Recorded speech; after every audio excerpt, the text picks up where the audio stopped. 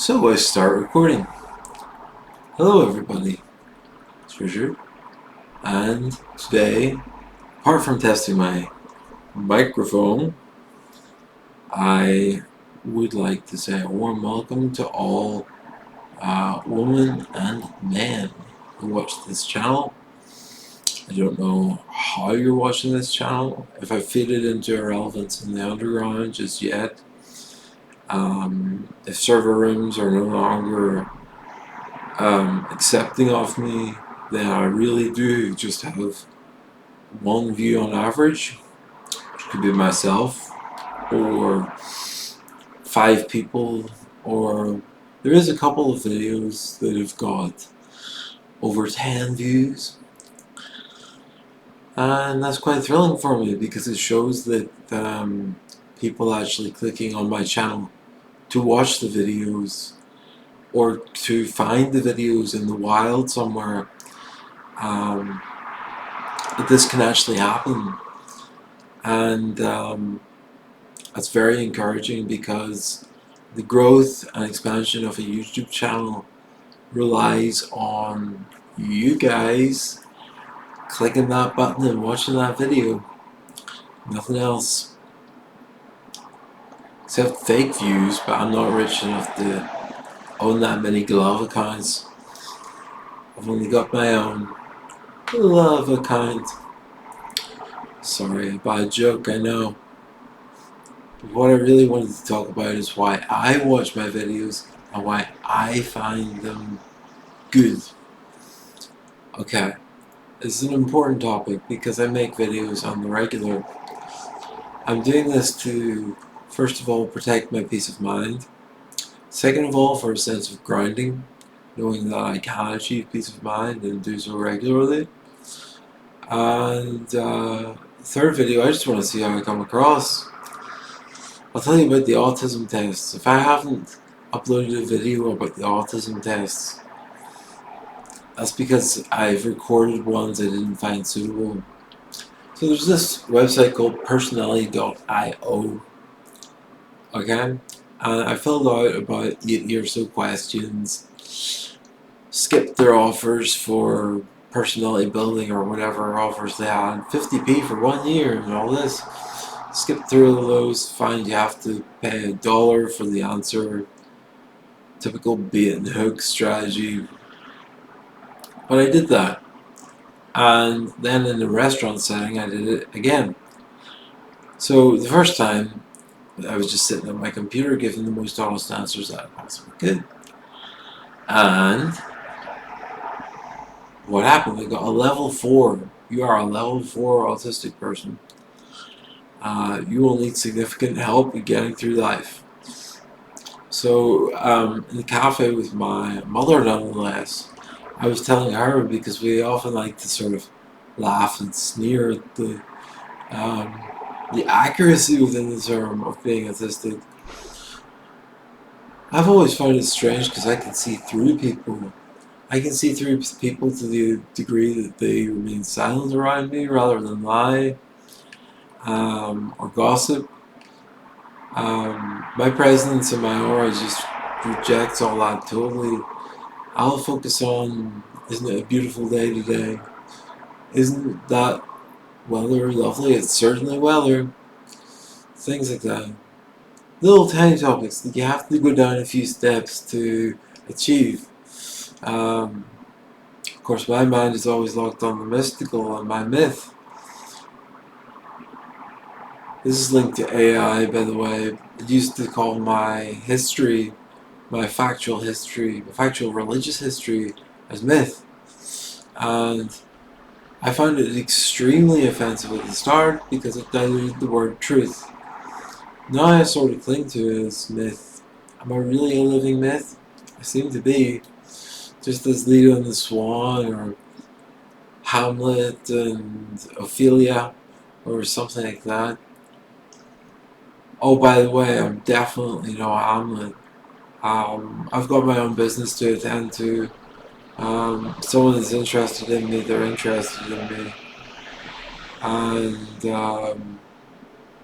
I'll keep being me regardless because you didn't choose interest in anybody else whenever you choose interest in me.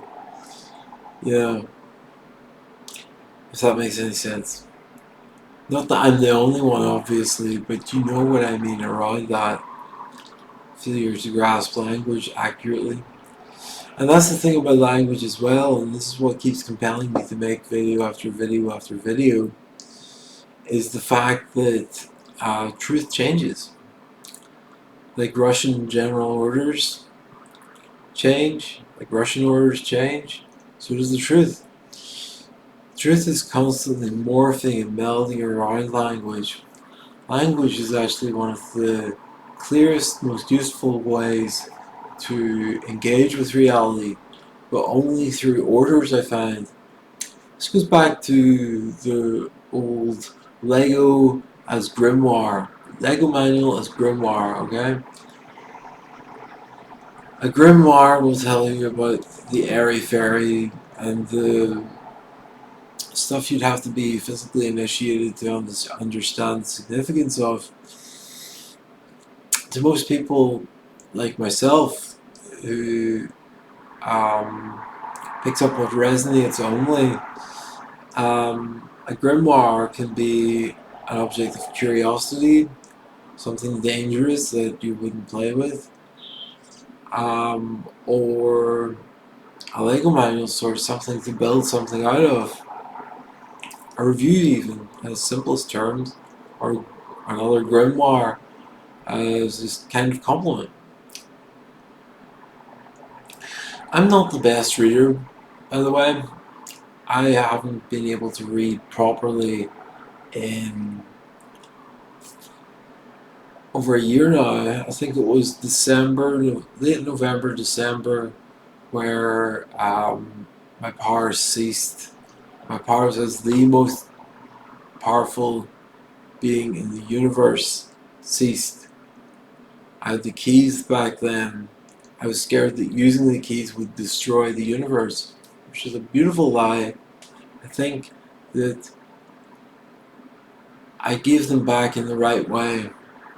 Please, Professor, don't use them again. You know? No, how could you know? How could you know? Ironic. So, what was I making this video about? Meandering topics. Meandering topics after 10 o'clock on a Tuesday evening. I won't talk about plans in case they don't pan out. But there's a few things that are annoying me about my life. I'm just going to work on fixing silently. See that thing there? Sorry, that thing. That's a half-built truck. I had to go into hospital halfway through making it because anytime I concentrated on it, it wouldn't engage enough senses for me to spiral off like this into a world that wasn't even fully of my own. But it was like a whirlpool, a drowning whirlpool of thoughts, concepts, ideas, you name it. Completely distracted me from even following the most profound of all grimoires, an instruction booklet. I'm telling you guys, practical books are the headiest and most worthwhile books that you can read. I had to flick through one called The Magus. Just read the first few chapters and flicked through the rest. The Magus. And it was about a Greek man who had psychic powers. And it described his library. This is the major take I took from the book. It describes his library. I have faith that he was all about illusion and all that. It contains a personal romance drama type thing, heavily encased and almost drowning in this mythical subcurrent. But I didn't read that far. But what I really took from it was this guy's library. This Greek super magician. It was all autobiographies and biographies. closest thing you can get to truth in this planet. A person's honest, from the heart, account of life. And they are some of the most truthful books. I would like to say truth in a more practical sense, or just not as a reverent stance or a holy stance, but still the most true book is the Bible, right? I won't start talking about the Bible, but it's been in the cornerstone of Western civilization for ever, since Western civilization started up. Christianity and the Bible has been a valuable keystone at one of the pillars of what holds us up. But an autobiography can be more profound, yes, but not in a holy way, and useful, which extends all other reasons to write a book. The usefulness of a piece of fiction is it engages the mind. It's a normal kind of book to read. There's plenty of people into it. The Holy Bible was most useful when I was using it to expose the Christian ethos and way of doing things, why hardcore Christians are the way they are, and things like that. Give me an almost perverse insight is what I'm trying to say. Because I've been talking for 11 minutes, almost 12. Time flies when you're making buns. So, I live a life of freedom, but not despair. I still don't understand it. A lot of energy is being wasted for lives that the confessor or the maker of videos seems to be throwing away. Life is chock-a-block, full of meaning, especially when you're as free as nowadays. It seems that there are people who exist with an excess amount of freedom. Um, they'll talk about wasting a life, which is horrible. I mean, that ought to be a crime. It ought to be a crime when you're this free as a human being. When you're left to your own devices, to half build a truck, to take a break from it, to take a holiday from it, to paint, to take photographs. Just express yourself to the world with your subconscious on a computer. That's beautiful freedom. Beautiful freedom. The freedom to express oneself however one wants. It's all good shit. A lot of life is really good shit. Especially if you're free. If you're free from the bonds of control, a job, um, anything that gave life. If you didn't make your own point, would have given you point. A lot of people will throw their freedom away for a job, yeah, at a burger bar or something like that. And yeah, I used to suffer from motivation or lack of motivation guilt. That's where my story gets less interesting. So, do you realize how much stuff there is out there? Do you realize how interesting it is? Am I unique in the joy of finding that Game Boy games are still being made for emulator consoles? Am I alone in that? Homebrew games have given me a short burst of here's some lovely on top of this will entertain you for hours. On top of this was made last year on a console you used to play all your life as a child. I'll bring it over. I'll bring it over. I'll show you my original Game Boy SPS. SPS? Where'd the extra S come from? Who did that to me? Who's my controller?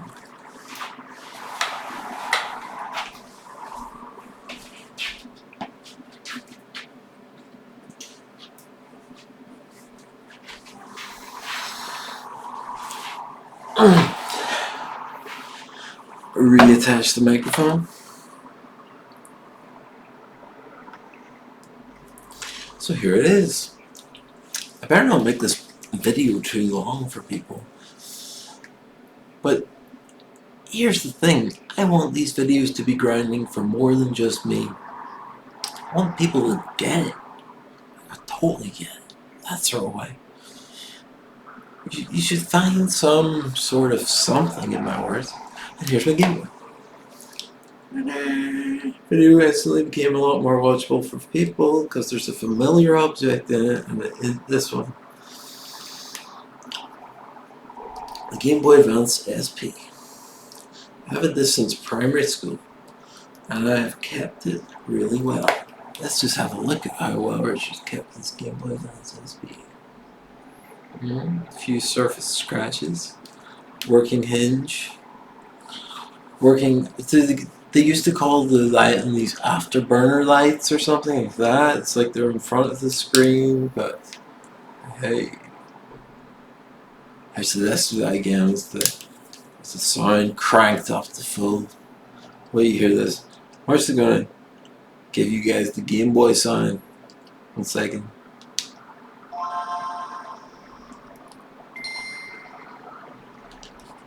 That's not lovely. And what you really want to know is, what does he have in there? What does he have in there? What does it look like? Zelda. It's just a Zelda for sure, but this is the Legend of Zelda: A Link to the Past. A game I completed. That's a game I completed. And now, whenever I switch it on, I don't remember 2% of what I did to win it. I know I won it because I have all the items. All my items are, well, I think the hearts should go up a bit more.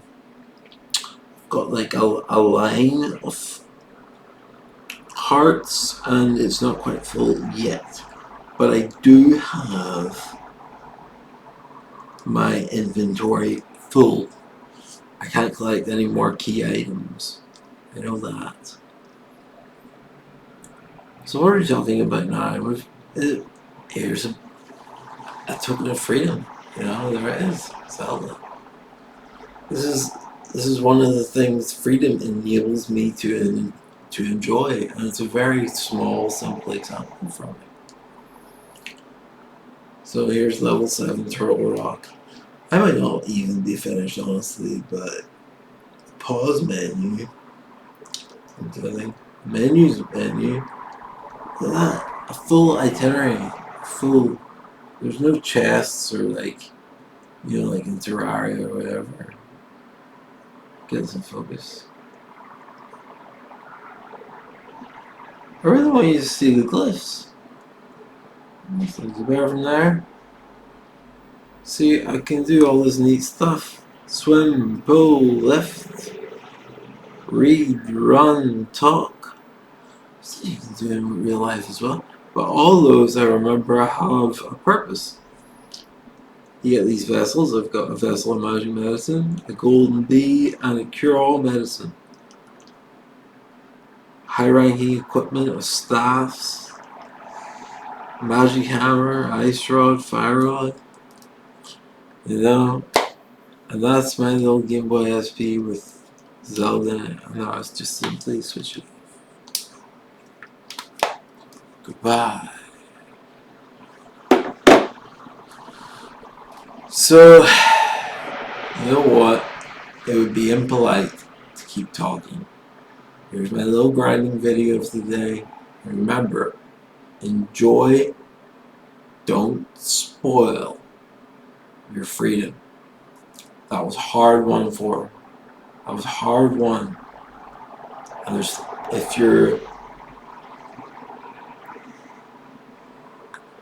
if you find you have excess freedom because you don't have a job, you're not making any money for your country, or you're just having money passed to you by taxpayers in the form of payment checks or handouts if you're unable to work, Don't let the guilt consume you. On one side of things, I did 9 to 5 for years. Just let the guilt consume me. Part of that came from thinking I'm more well than I am. That I'm not built quite as uniquely and strangely as I am. I'm best just left. I think this is where most people can agree with Richard. Leave him alone. Just leave him alone and do his own thing. Because it's not always bad. Is it ever bad?